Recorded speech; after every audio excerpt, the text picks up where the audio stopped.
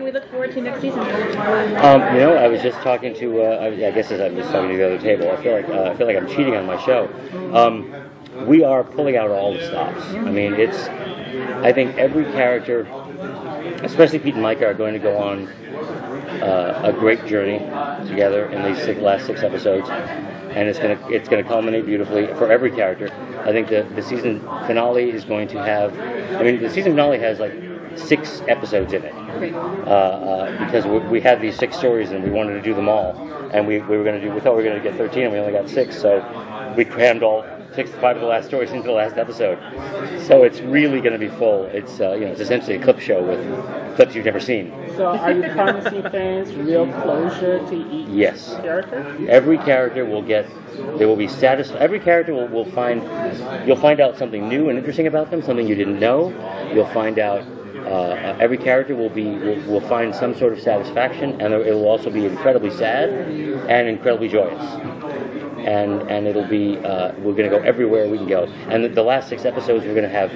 We're going to a Renaissance fair. In an episode, they're going to get stuck in a telenovela.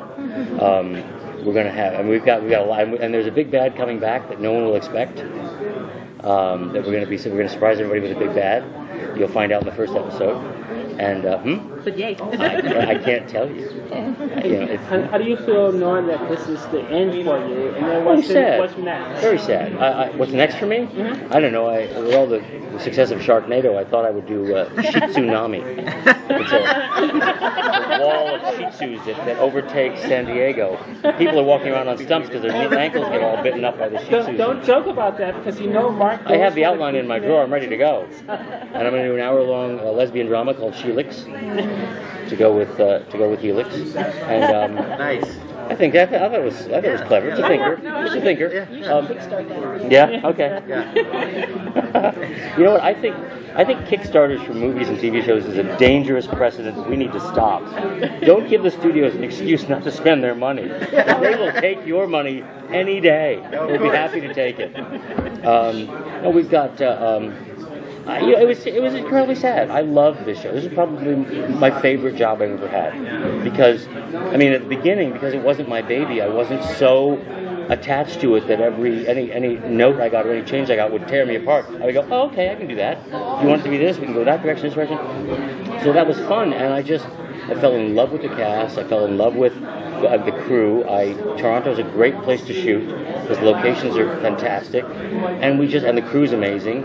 And we just have, I don't know, we've become this really tight-knit family, and I'm there with them all the time, and the set is like an improvisational place that we follow the script, but we're always coming up with jokes and new bits and things that make something funnier, and we try to find comedy in the darkest of places. We were doing a scene with, Claudia's, we find out Claudia has a sister at the end of 4.5, and we'll meet her in season 5, and we were doing a very dark, intense scene, and I said, oh, it would be great, it would be funny if you did this. And she said, you want me to be funny here? I said, yeah, that's what we do.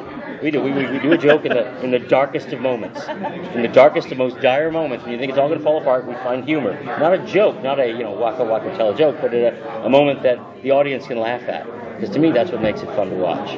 If it's too intense, I love World War Z, but oh my God, I was exhausted.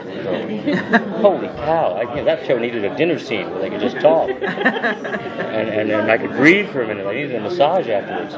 But, I like to mix a little bit of lightness with my drama. And I promise you will cry your eyes out in season 6, season 5, and you will also laugh your ass off. Because that's what we do.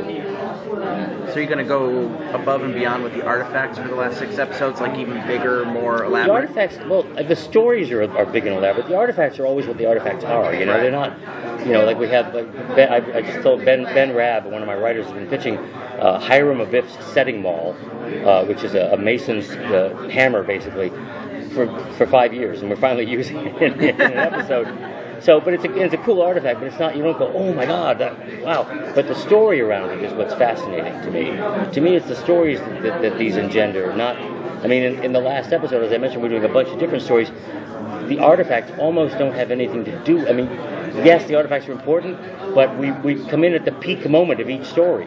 So I don't really care what the artifact did or how it worked. What's funny is what it's done to these people and how we have to stop it. That to me is what's interesting. So yes, we're doing broad artifacts and some big things, but like the artifact at the Renaissance Fair is not tremendously important, but the fact that we're in a Renaissance Fair is going to be important, right. And what it does, what it creates at the fair, kind of havoc that it wreaks, for Pete and Steve in this story, is what's going to be fun, so that's where we have the most fun. To tell what makes them what throws them into a telenovela isn't as important as the fact that they're in a telenovela. Right. The world that they have to go in and navigate. Same thing as like Noir was, or like the video game episode. Mm-hmm. I don't even remember the artifact that threw them into the video game episode, but they were in a video game. Yeah. I think it was something Fargo came up with to screw everything up, and he used it was Beatrix Potter's teapot. That's right. See? But who cares? I mean, it could have been this. It doesn't matter. What happens is where you end up and how you have to deal with it, how you get out. That's the fun. That's the story. I need to move. Last question. So everybody gets some sort of closure and stuff like that. Is there any potential down the road of any Warehouse 13 TV movies or something like that? Sure. I'm happy to do any write and direct and produce any movies they want to do. I think it would be great. You never know. Who knows how those things go? And I don't even know the financial model of when a show is finished and what relegates movies afterwards and what the resurrection thing. Who knows? But yeah, absolutely. I mean, I think a movie was an option that was on the table before we got 6. Like, should we end it with a movie? And thank God they gave us 6. Because I had to wrap up Paracelsus and Claudia's sister, and I couldn't have done that in a movie and then also told another story. So if we do a movie, it would probably be freestanding. It would not be in any arc of what's going on, but it would be a freestanding. Here's our gang off on another artifact. I would hope. I hope so. Tell the fans that we should do movies, and we'll do movies. Oh yeah, We'll do that. Thank you. Thank you. Have a great con.